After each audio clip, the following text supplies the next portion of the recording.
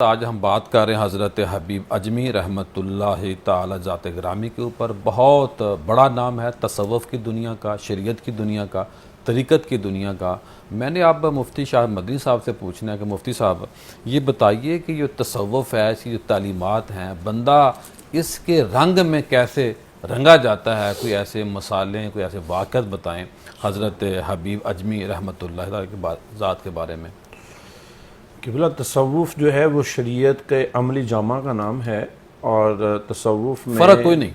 فرق شریعت اور طریقت میں تو کوئی فرق نہیں ہے۔ طریقت تابع ہے شریعت کے، شریعت جو ہے وہ حاوی ہے اور طریقت اس کے تابع، اور اس پر عمل کا نام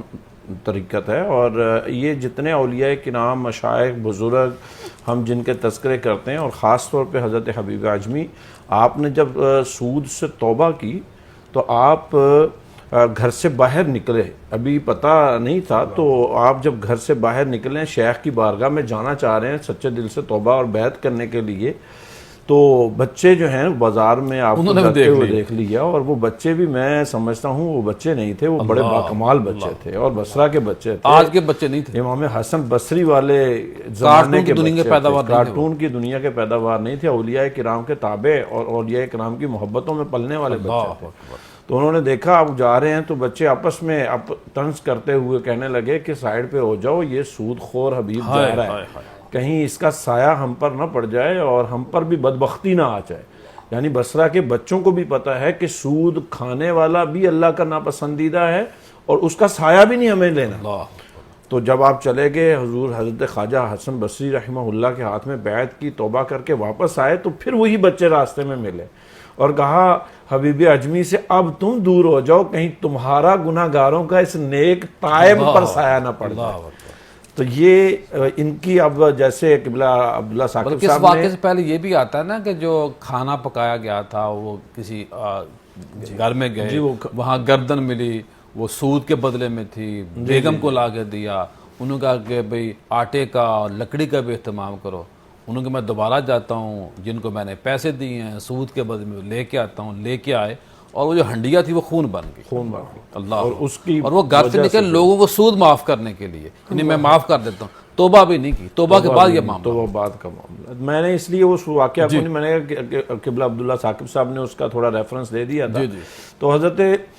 حبیب اجمی رحمۃ اللہ تعالی علیہ، کیونکہ شریعت، اب جب آپ نے توبہ کر لی ہے تو اب آپ تصوف کے رنگ میں کیسے رنگتے ہیں کہ آپ حضرت امام حسن بصری کے پاس جا کے دن میں تعلیم حاصل کرتے، شریعت سیکھتے، اور پھر قرب اللہ کے ہاں اس علم کی بدولت عمل کرتے کرتے یہاں تک پہنچ گیا ہے کہ آپ کے شیخ ہیں امام حسن بصری، سبحان، لیکن مقام و مرتبہ اگرچہ امام حسن بصری کا ہی زیادہ ہے، لیکن وہ ایک وقت وہ بھی آتا ہے کہ جب امام حسن بصری دریا کراس کرنا چاہتے ہیں، اور ادھر سے حضرت حبیب اجمی آتے ہیں، اور کہا کہ حبیب دریا کراس کرنا ہے، کیا تدبیر ہے؟ کہا حضور اللہ پہ توکل ہے، اور آپ نے مسلح دریا پہ ڈالا اور تیرتے ہوئے چلے گئے۔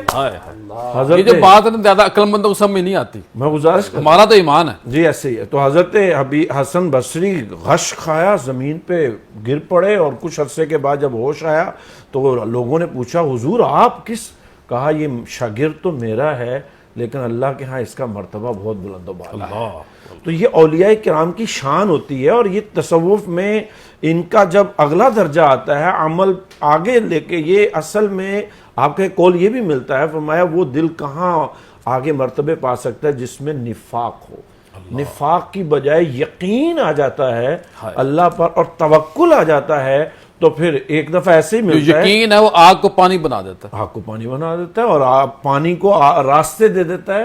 اور یہ یقین ہی تھا کہ ایک بار آپ اپنے، کیونکہ آپ دریا کے قریب رہتے تھے، تو آپ نے اپنے کپڑے اتارے ایک جگہ پہ، اور مخصوص لباس جس سے آپ ننگے نہیں ہوئے، نہانے کے لیے کہیں چلے گئے۔ حضرت امام حسن بصری شرعی پردہ رہا، میں اسی کی طرف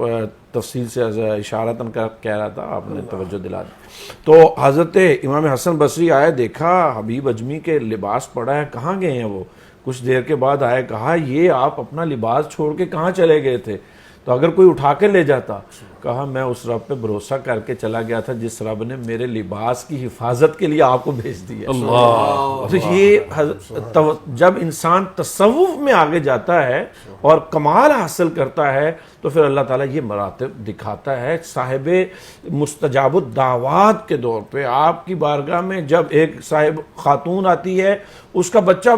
غائب ہو چکا ہے، اب اس کے پاس اس کی بیٹا ہے لیکن وہ غائب ہے، وہ آئی اور کہا حضور دعا کیجئے کہ میرا بیٹا آ جائے۔